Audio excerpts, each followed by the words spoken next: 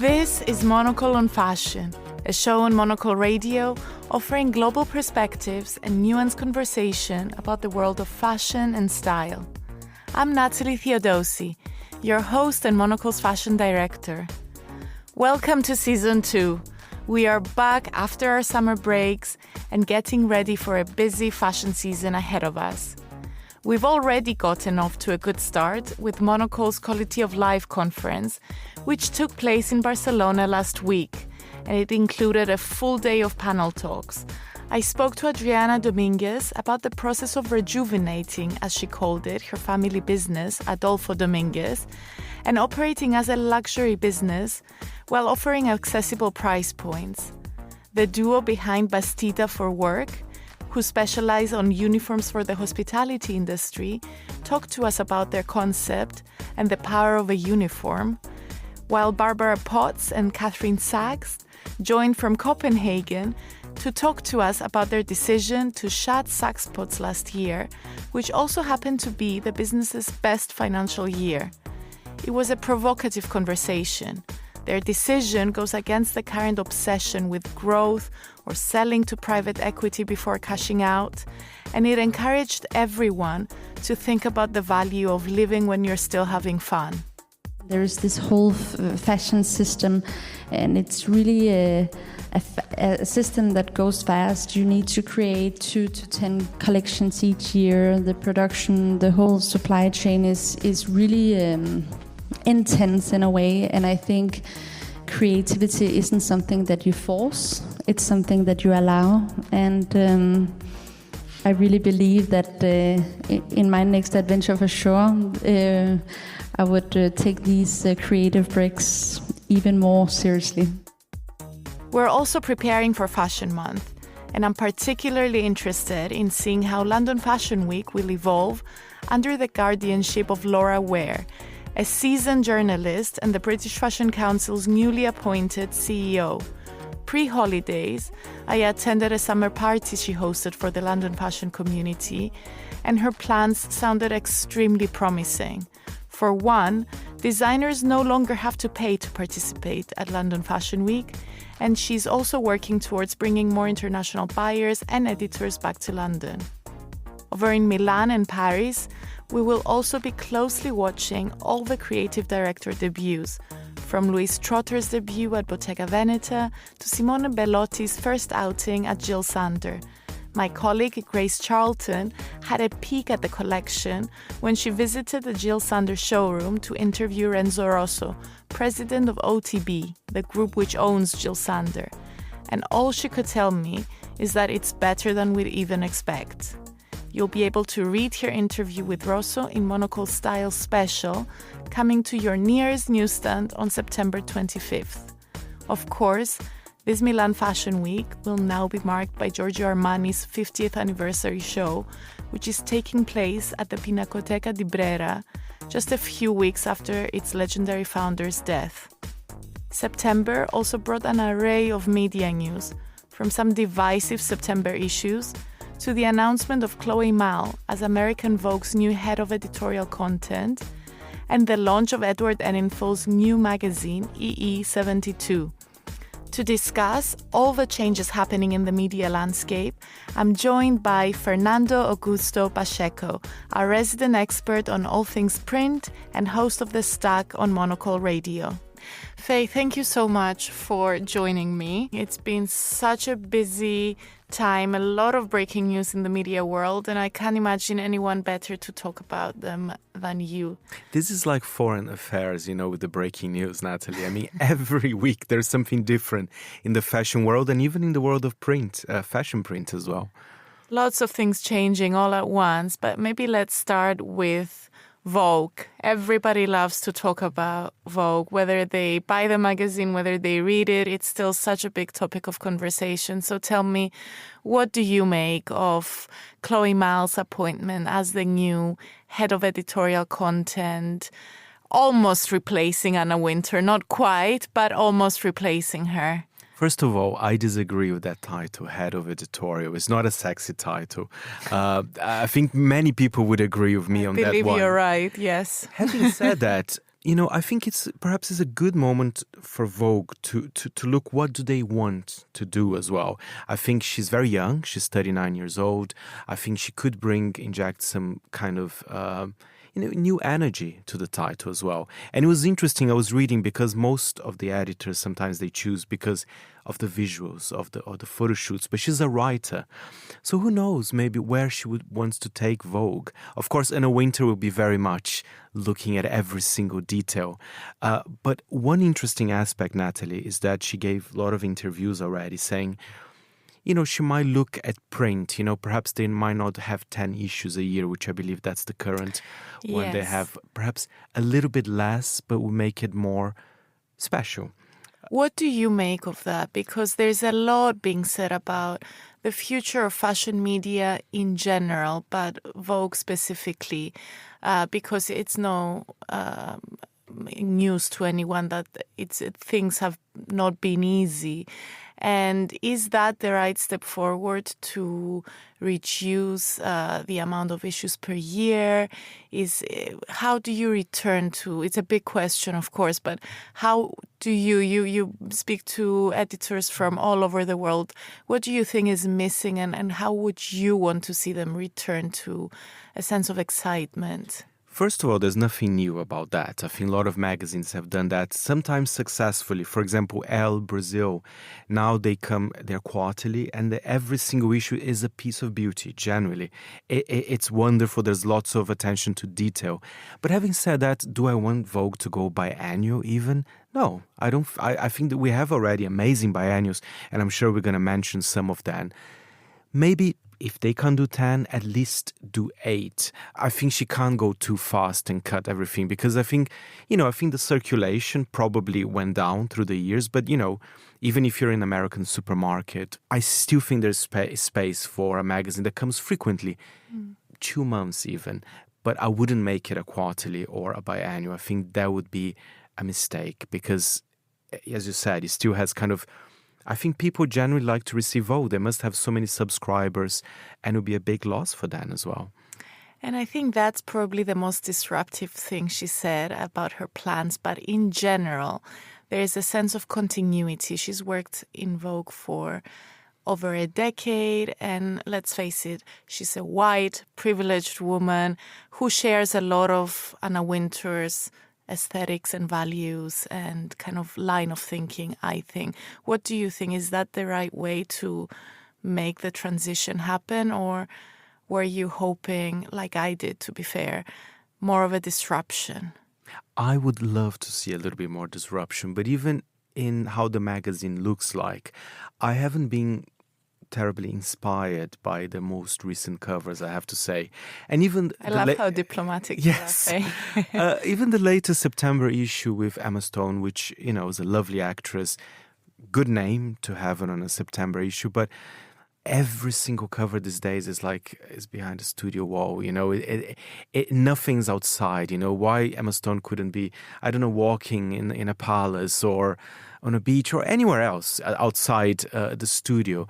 So I do miss that glamour. So, for example, if you want to make Vogue, instead of 10 issues, 6 even, make it a bit more glamorous in that sense. And get a bit more adventurous with the yes. shoes. Yeah. I think when those September issues came out, there's also bigger conversations about how far you can take this pay for play. Of course, there's always going to be an advertiser on the cover, an advertising brand. Full Louis Vuitton. But should it be a shoot that's only Louis Vuitton, featuring a Louis Vuitton ambassador and the creative director of Louis Vuitton? Is that too far? I think it was a little bit too far, because even for Vogue standards, that was kind of new and almost surprising. I've seen this with other magazines. But yeah, too far. I wouldn't kind of like to see this happening every month if that's going to be the new norm. And another thing, I was flicking through the September issues, Natalie.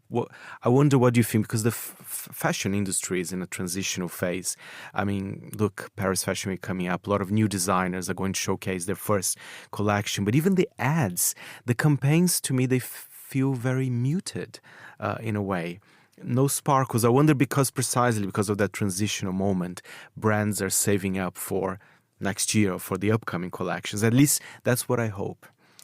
Definitely. I think given the transition, and they have been playing it quite safe. I hope we're going to see more experimentation. I'm sure at Dior with Jonathan Anderson, that's definitely going to happen. But in general, I think the same thing that you were mentioning about the magazine covers all being shot against a white wall, it's been the similar trend in the world of fashion campaigns. And I hope it's going to change with all the creative directors. We should also speak about EE72. So we've been speaking about Condé Nast and legacy publications, but Edward Enninful, a former Vogue editor, now has his big debut, brand new media company, and he has just teased the cover as we were about to have this conversation. So you need to tell us, Faye, what do you think? What are your first impressions having seen that shot of Julia Roberts on the cover and the beautiful graphics? Image-wise, Edward Enninful is fantastic. I mean, he did an amazing work at British Vogue. At least, there was an excitement. Who's going to be actually on the cover? There was an attention to detail in that sense. Listen, I think it's a great new launch. Of course, we haven't seen yet the inside of the magazine. But the cover, it was safe. I was expecting a little bit more color, a little bit more flamboyance. Having said that, I think having Julia Roberts on the first issue, that's a powerful move, I think she's still literally the biggest star in the world. She has a new film out with Luca Guadagnino. So I like it. I like when this kind of big blockbuster person is on the cover. And I think he's very good at that, Edward Enninful. But yeah, the cover, again, muted as well. So I was a bit conflicted. I'm very curious to pick up a copy. I think Julia was a good choice, safe but good, and we have to wait and see. And we were saying that even the cover looks a tiny bit like W Magazine, which is one of our favorites, right? And he worked at W for a very long time, so maybe the influence is inevitable. But for me, I do agree with you. There is maybe not even safety in the image, but also in that formula of putting a celebrity on the cover. And I mean, he has done it so unbelievably well at Vogue. But I was hoping maybe for something different, given that this is an independent publication with a very different company structure. But let's see, maybe he will surprise us in the pages of the magazine and in future issues that are coming.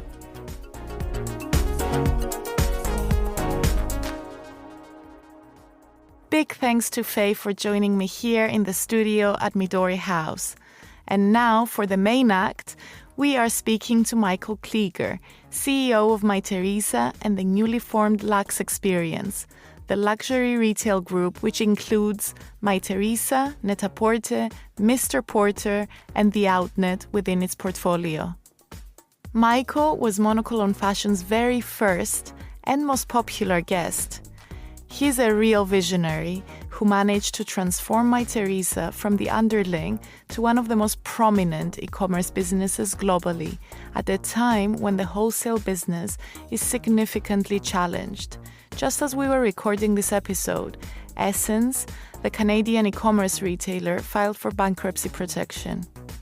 During our first sit-down last year, he told us about his winning formula and explained the reasoning behind Mytheresa's acquisition of the Yoox Net-a-Porter group from Richemont. Now that the acquisition is complete and he's able to share more details, Michael came back on the show to tell us what he plans to do with the different companies and answer the most frequently asked questions. How will the sites, which sell the same brands, differentiate themselves? And will there be any closures? The short answer is no. Michael has a very clear plan about building each brand separately and creating distinct identities for each. Different edits, different campaigns, different approaches to hosting as well. Mytheresa is all about the sit-down dinner, for instance, while Net-a-Porter loves a cocktail party. Speaking of hosting and sit-down dinners, we recorded this interview in Rome the morning after Michael hosted the most magical dinner with accessories label Acquazzura at the historic Cinecittà studios. where La Dolce Vita, Roman Holiday, and Cleopatra were all filmed. We speak about the continued importance of treating VIP customers to these money can buy experiences, plus get Michael's take on the fashion month ahead. Let's hear from Michael Kliger.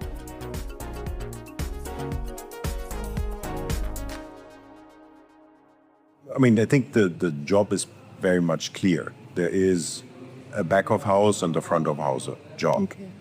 The back of house is very much something where we need to be more efficient, more effective. We need to leverage what Mytheresa already has in IT and operations. And this is really where integration is happening. Bring together responsibilities, use best practices across. This is also something that you can easier control, that you can really build. And this is progressing and has started. So we are already in process. And obviously there is jobs to be done because there were some not so smart decisions in the past. Doesn't matter, we will fix this. And then this is something that will happen and take effect the next 12, 18 months. Okay. So relatively quick. Relatively quick. Yeah.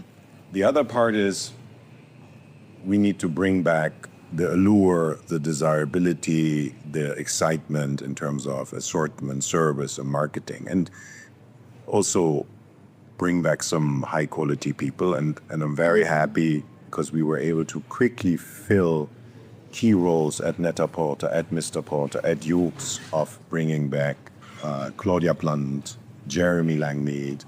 We're really pleased to have Brigitte Chatron as a new chief buying officer for Net-a-Porter. So we have all the right people in place, but this takes longer. We start now. We can start influencing the spring-summer 26 buy. So already it takes 12 months. Changing brand, making better content, improving service. This is 2 years for sure. Yeah. And that's another task. But I already can see the new team has been in the market already talking to brands, and there's a big happiness and a big willingness to support this. To support the bringing back some of the magic that Net-a-Porter and Mr. Porter, and also Yux. I mean, Yux was a very cool company. They had amazing parties. There was, and I believe this is what the secret sauce of Yux has always been. Okay, you may not have the budget, but you can really express yourself with this eclectic selection of a piece there, a piece there. It's a digital Brera flea market, but people are very fond of this also. There's a big love for this Yux idea about having access to luxury for everyone.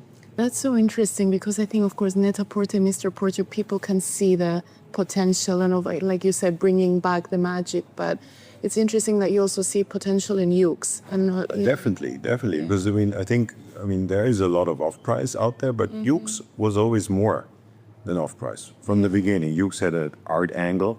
No one has done that. Yux has a mixture of off-price of big brands, but also first price of small brands. It's a pretty unique thing. Also, a lot of work needed. But this is why I'm also so excited about Yux, because it is something that no one else has tried. There's a lot of off-price, but that's very simple. Okay, you get this amazing brand now at -70. Clearly there's a market for this, but I'm always more fascinated if there is also an emotional element in it. That's interesting.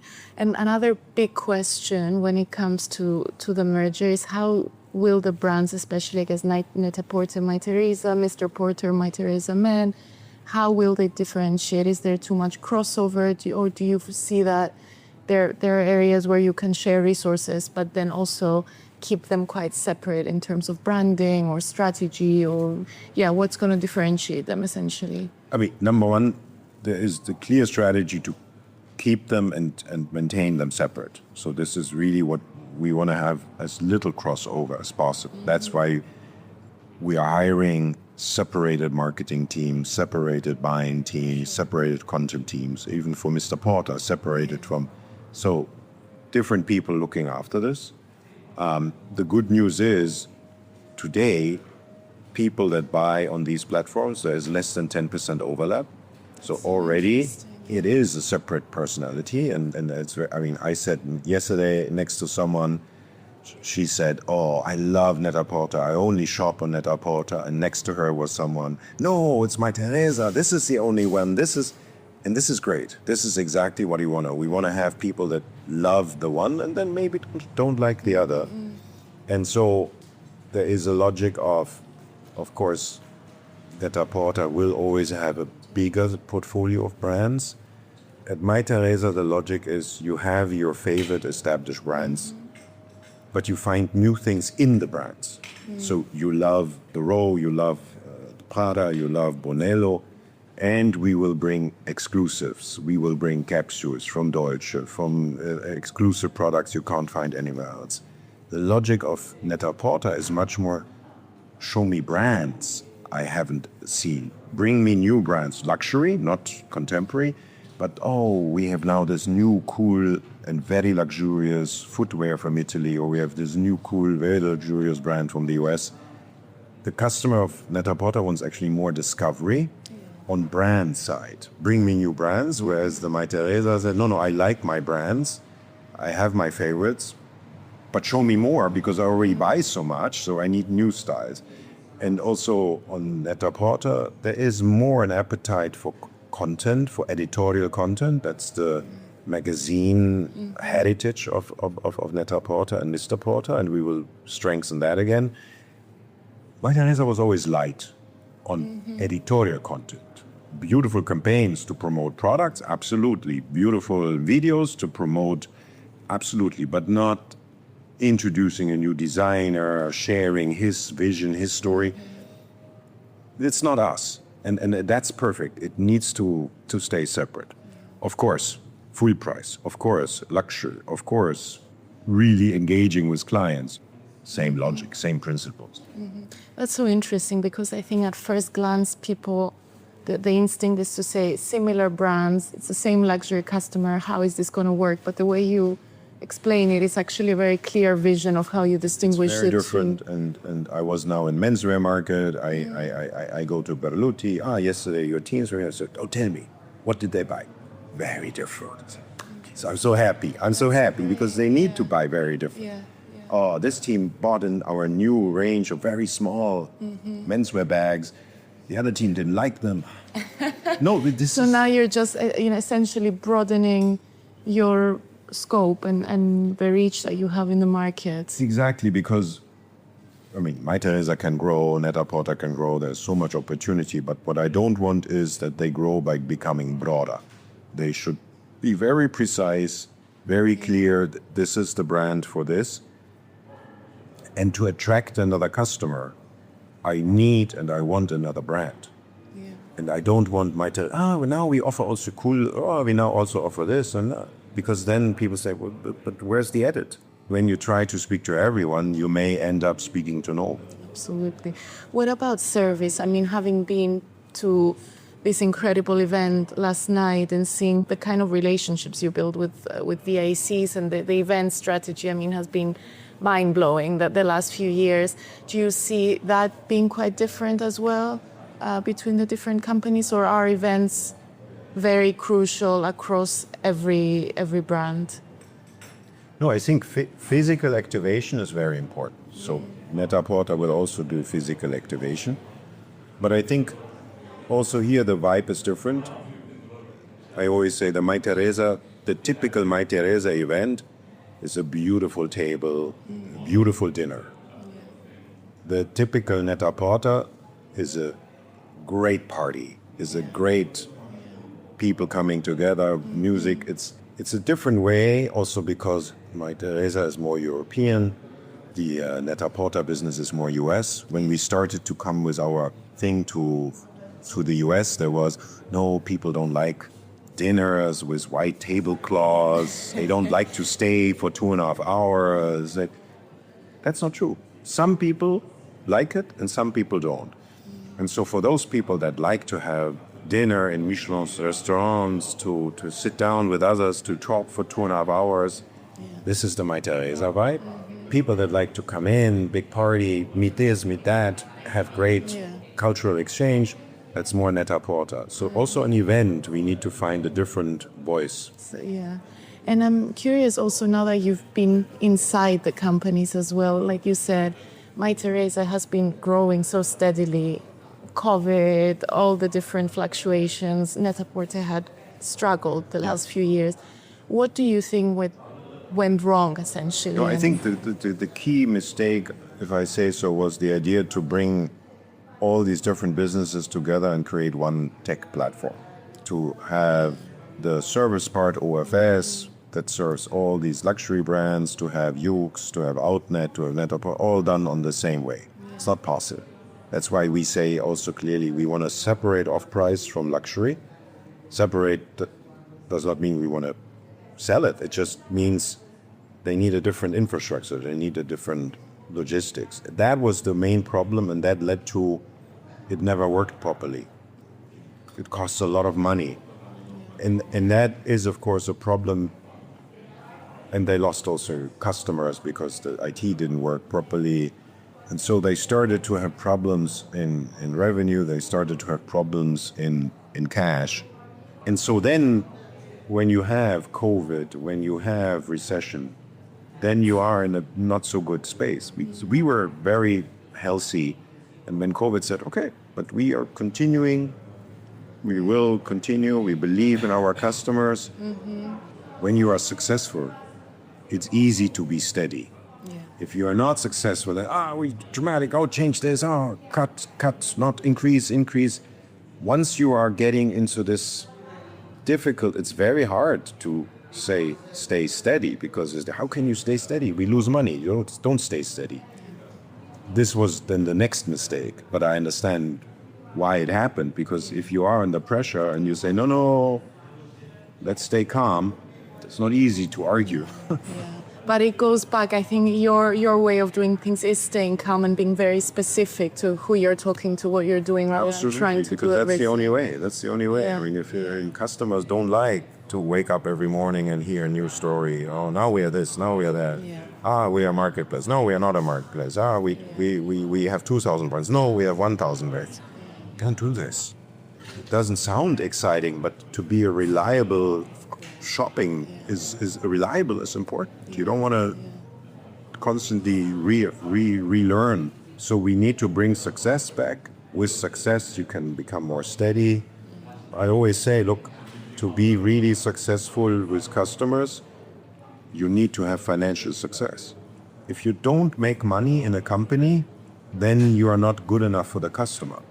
If you're good enough for the customer, then you should make money. But if you're not, then something is missing. Yeah, and all the creative experimentation and the fun can only come if you've got your steady foundation. And so we need to invest, we need to save, you need to do both all the time. Yeah. And tell me, if we look at this year again, speaking of consistency and being steady, you managed to keep growing. Maybe it's slowing down, which is completely natural, despite kind of the state of affairs. So, what have you noticed this year specifically? In the first 9 months, we grew 8%, so we are very happy.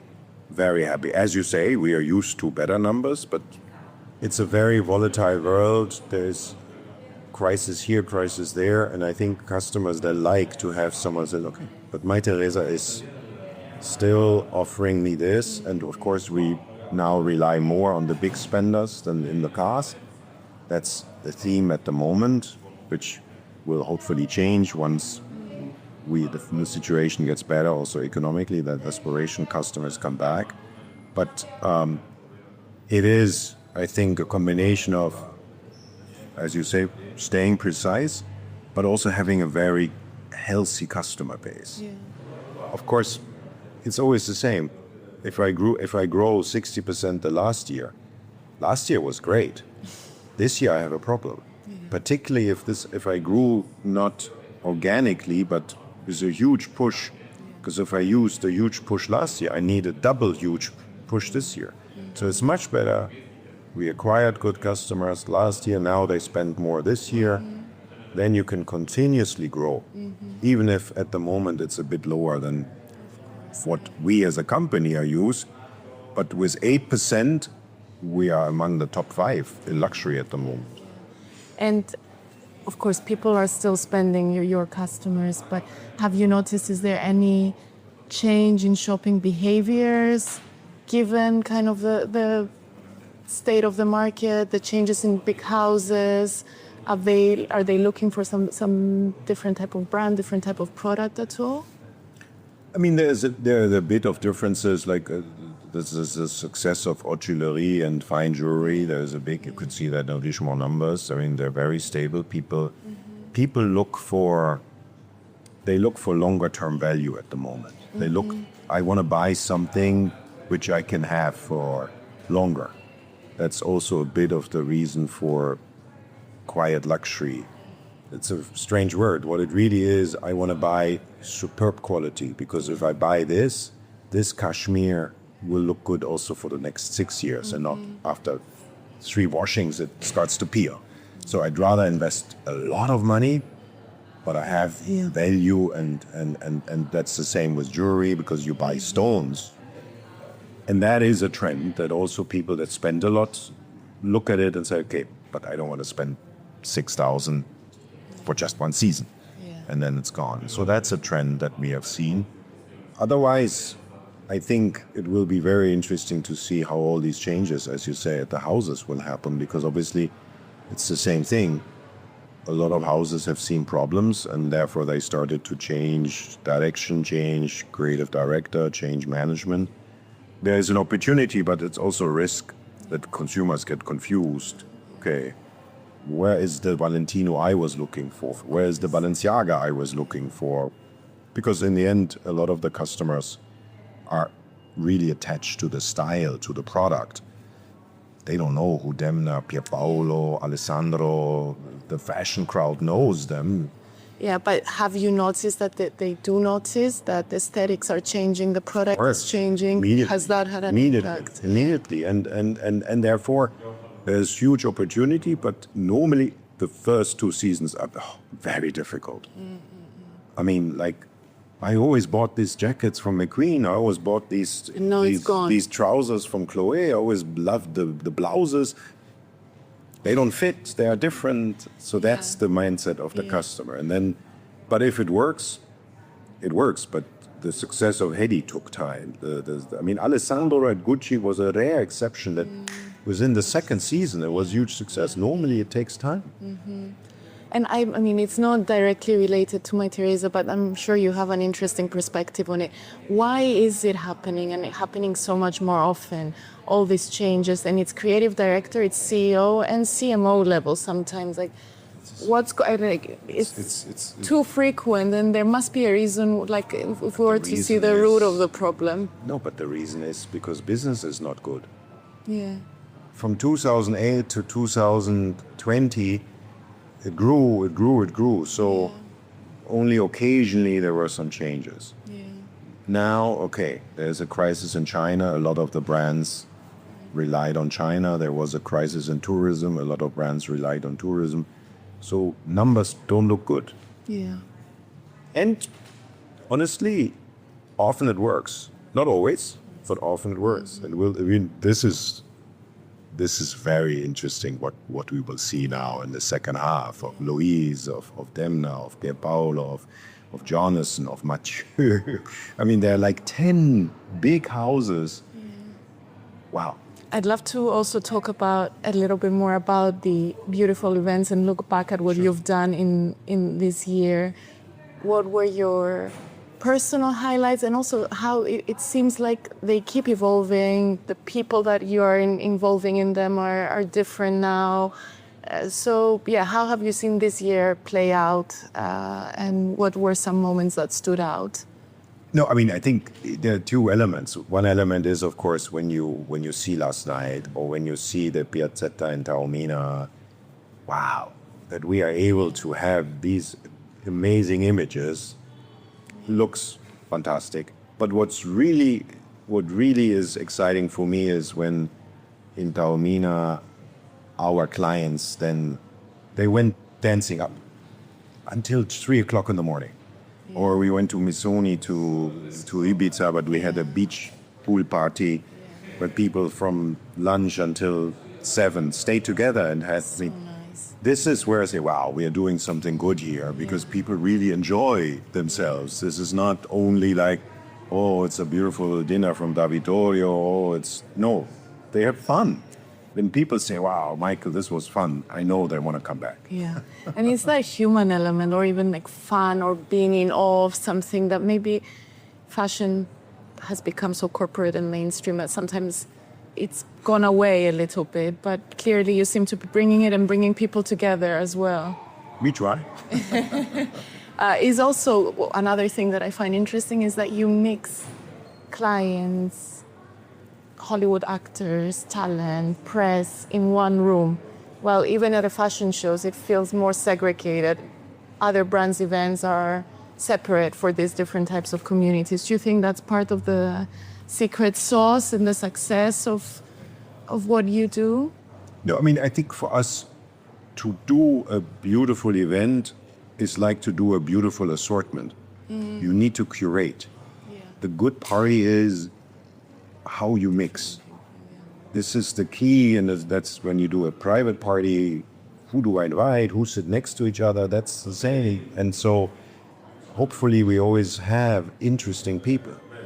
Don't do anything with boring people, but interesting people, but press, clients, celebrities, bring them together. People, yeah. All people, and hopefully, and this is our approach, I mean, when you have a dinner, you can get to know some people, and you don't talk to all the people, of course, it's not possible, and that's, I think, the trick, because when you come back as, good, amazing food, I met interesting people. Yeah.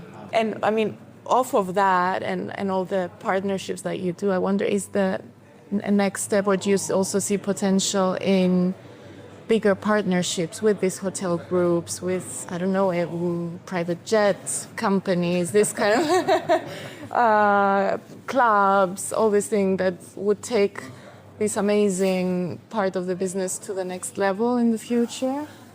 Why not? I mean, I think the real driver for this is, of course, the quality.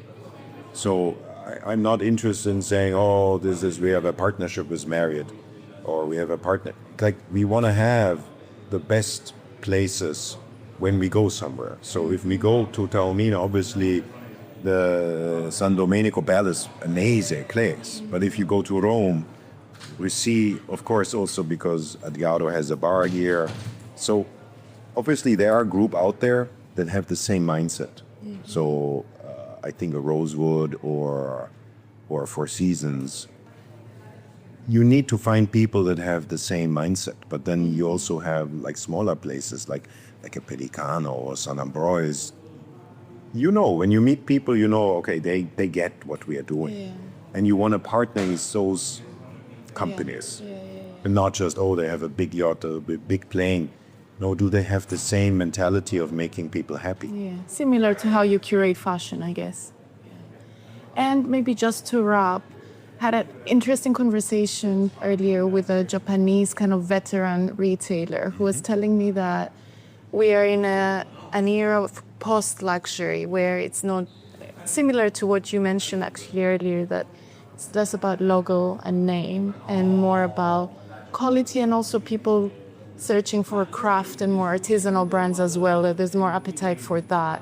Do you feel like we are entering a new era of luxury, and where also the values are a little bit different? Maybe it's more about privacy and these money can buy experiences that you offer, and the dynamics are shifting a little bit.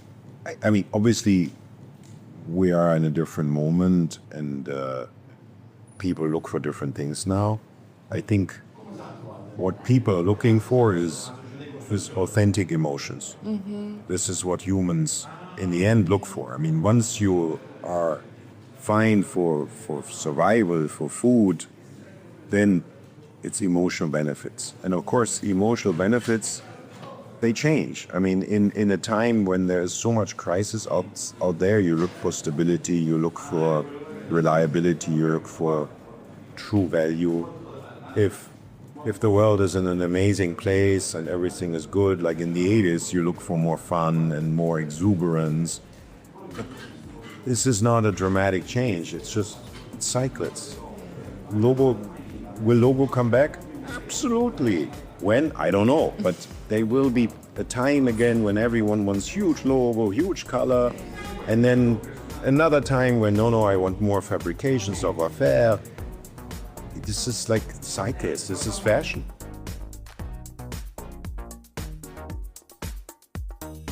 That was Michael Kliger. And that's all for today's show. Make sure you subscribe and stay tuned. We will be back next Monday with more big interviews, industry analysis, and Fashion Week opinions. Today's episode was produced and edited by Lily Austin. I'm Natalie Theodosi. Thank you so much for listening.